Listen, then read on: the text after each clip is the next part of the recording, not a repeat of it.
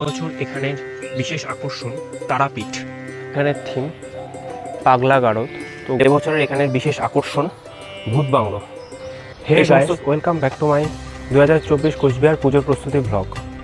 Part 2 এর পুজো মণ্ডপগুলো যেদিন আমি ভিজিট করেছিলাম, যেদিন ভিডিও করেছিলাম, সেদিনই আমি এই পার্টের ভিডিওগুলোও করে রেখেছি।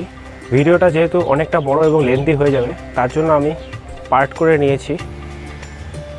পার্ট 2তে আমি লাস্ট কোচবিহার নিউ টাউন ইউনিটের পুজো মণ্ডপের ভিডিও দেখিয়েছিলাম, তারপর থেকে তোমরা দেখো পার্ট 3তে। নিউ টাউন ইউনিট থেকে আমি সোজা চলে আসলাম বাজারের মাঠ পুজো প্যান্ডেলের সামনে। এবছর এখানে 11তম দুর্গোৎসব, আর এই পূজাটা মহিলা পরিচালিত দুর্গাপূজা। এবছর এখানে থিম কোচবিহারের মদনমোহন বাড়ি। বাজারের মাঠের পাশের রাস্তা দিয়ে আমি সোজা বেরিয়ে চলে আসলাম রবীন্দ্রনগরে এখানে কালী মন্দির রয়েছে, আর এই মাঠের মধ্যে দুর্গাপূজার প্যান্ডেলটা হয়। বাস দিয়ে চারদিকে ঘেরাও হয়ে গেছে, কিন্তু কি থিম আর কি প্যান্ডেল হবে সে বিষয়ে কিছু বলা নেই। এখানে এবছর 59তম দুর্গোৎসব। আমি এখন রবীন্দ্রনগর থেকে বেরিয়ে চলে যাই কুচবিহার কলেজের দিকে। কুচবিহার কলেজের দিকে এবছর 2-3টে পূজা খুব ভালো ভালো আছে।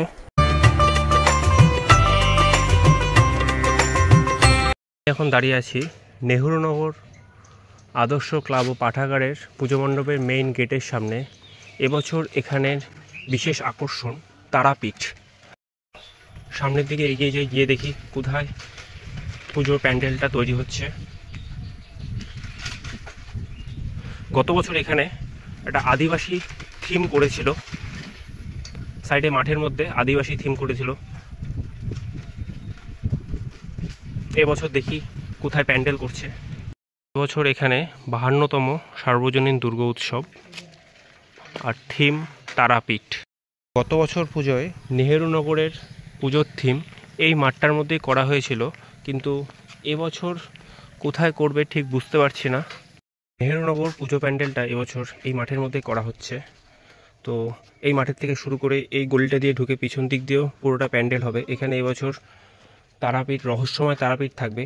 এটা হবে তাদের এন্ট্রি, এবং ওই পাশ দিয়ে দর্শনার্থীরা বেরিয়ে আসবে পুজো মণ্ডপ দেখে। এখন আমি চলে যাচ্ছি আমার নেক্সট ডেস্টিনেশনে। নেহেরুনগর পুজো প্যান্ডেল থেকে বেরিয়ে আমি 2 নং কালীঘাট রোড ধরে কুচবিহার কলেজের সামনে দিয়ে সোজা চলে যাচ্ছি শক্তিসংঘর দিকে।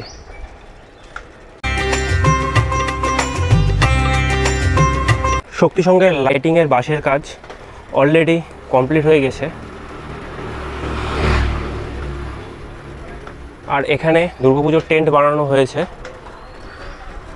আমি চলে আসলাম কোচবিহার শক্তিসংঘ ক্লাবের পুজো প্যান্ডেলের সামনে। এবছর এখানে 70তম সার্বজনীন দুর্গা উৎসব। এবছরের এখানের বিশেষ আকর্ষণ ভূত বাংলো। এই সমস্ত থিমগুলো আগে বিভিন্ন জায়গায় প্রচুর করা হতো, কিন্তু বহুকাল ধরে এগুলো হয় না, তো সেটাই নতুনত্ব একটা থিম। যারা এইসব জিনিস ভালোবাসো তারা এসে ভিজিট করবে এখানে। আর ভূতের এই সমস্ত থিমগুলো অনেকটা ইন্টারেস্টিং টাইপের হয়।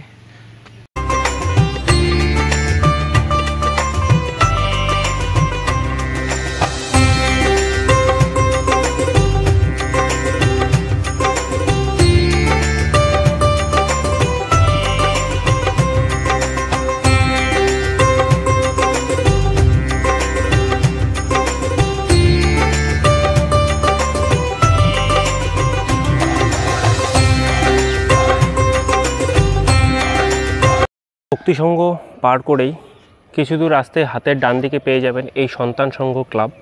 এবছর এখানের থিম পাগলা গারদ।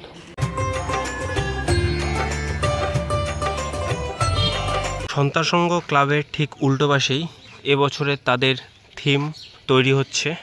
বাঁশের কাজ অলরেডি কমপ্লিট হয়ে গিয়েছে।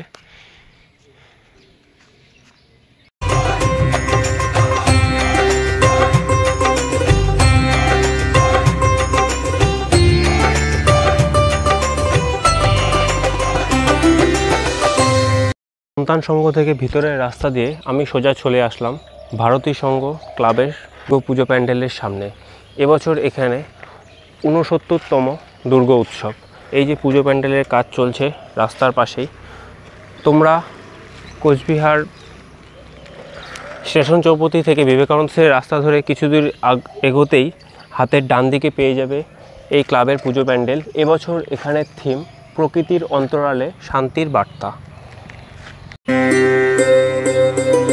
গাইস, আজকের ভিডিওটা এই পর্যন্তই। পুজো প্রস্তুতির নেক্সট পার্ট দেখার জন্য আমার চ্যানেলটিকে সাবস্ক্রাইব করে দাও। নেক্সট পার্টে আরও ইন্টারেস্টিং কিছু পুজো মণ্ডপ আসতে চলেছে। কুচবিহারে এবছর অনেকগুলো বড় বড় পুজো আছে, সেগুলোর ভিডিও তোমরা নেক্সট পার্টগুলোতে পেয়ে যাবে।